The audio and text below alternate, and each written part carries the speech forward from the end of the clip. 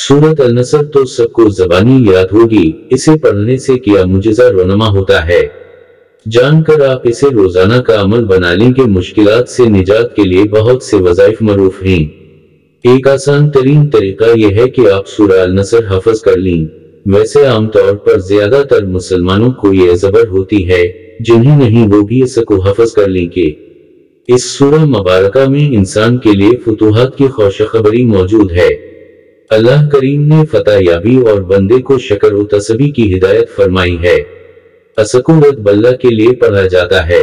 आपको जिस्मानी और कारोबारी तौर पर बच्चों के रिश्तों में, मुलाजमत और इम्तिहानात में मुश्किलात का सामना है तो रोजाना वलाखिर दरूद पाक इस सूरह मुबारका को 7 बार पढ़ना मामूल बना लें। इंशाअल्लाह अज़ीज हर तरह की मुश्किलात आसान हो जाएंगी। सूरत अल-नसर अल्लाह करीम ने फतह याबी और बंदे को शक्र व तस्बीह की हिदायत फरमाई है। असकुरत बल्ला के लिए पढ़ा जाता है।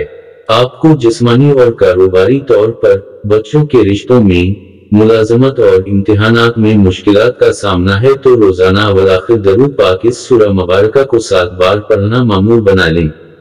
इंशाअल्लाह अज़ीज हर तरह की मुश्किलात आसान हो जाएं। हजरत सुलेमान अलैहिस्सलाम के दौर में बनी इसराइल की सल्तनत उरूज पर थी। आप अलैहिस्सलाम के इंतकाल के बाद इनके बेटे अहबाम के दौर में सल्तनत 2 हिस्सों में बट गई।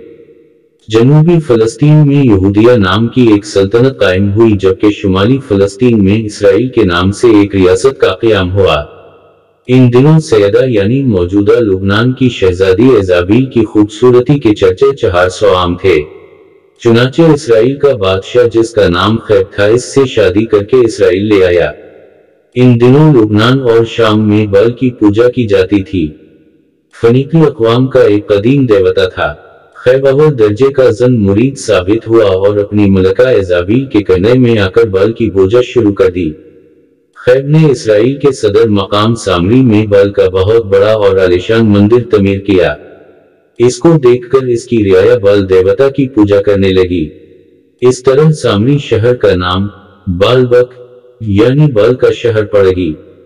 पूरे मुल्क में बाल की इबादत गाहें तमीर हो गईं और इसके नाम पर कुर्बानियां दी जाने लगीं और यूं यहूदी हजरत मूसा अलैहिस्सलाम के बताए हुए दीन से मुनहरिफ हो गए।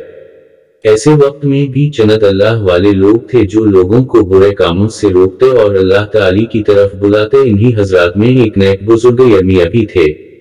बाल की पूजा के एक खास दिन मलका एजाबील और बादशाह खैब बाल के मंदिर में मौजूद थे और पूजा जोर शोर से जारी थी।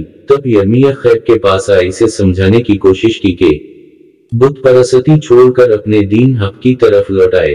खैब तो इस बात पर खामोश रहा, मगर मलका एजाबील पूजा में खलल डालने पर भड़क उठी और अपने सिपाही का नेजा लेकर हजरत यर्मिया के सीने में घोंप दिया। आप एक दिल खराशाह के साथ जमीन पर गिर गए, मगर आपकी नजरें बदस्तूर एजाबील पर जमी रहीं। आपने मरने से पहले एजाबील से कहा कि तूने मुझे हक गोई की पादाश में मार डाला है, अब तो अनततार कर जब तो उसी तरह मारी जाएगी और जंगली कुत्ते तेरा गोश्त नोच नोच कर खाएंगे। इसके बाद जन मुरीद खैब और एजाबील वहां से चले गए। इस वाकई के बाद अहल ईमान के हौसले काफी पस्त हो चुके थे। वो देख चुके थे कि एजाबील का इनके बादशाह पर कितना असर है। अल्लाह हम सबका हामी व नासिर हो, आमीन।